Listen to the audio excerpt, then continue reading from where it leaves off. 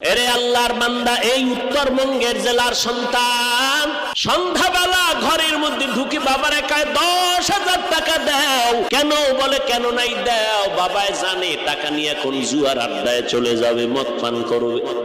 বাবা একায় দিব না।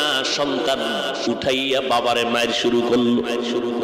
বাবাকে এক পর্যায়ে মারতে মারতে রক্ত পড়া শুরু হয়ে গেল জমিনে।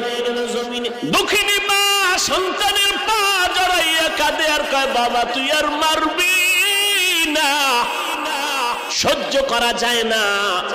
মাকে একটা লাথি মেরে সন্তান মোটর সাইকেল নিয়ে বের হয়ে গেল।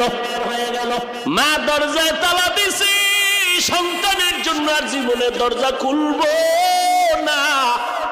এই সন্তান আর চাই না। মা আল্লাহর কাছে কান্না করে, ও মালিক, আজকে রাতের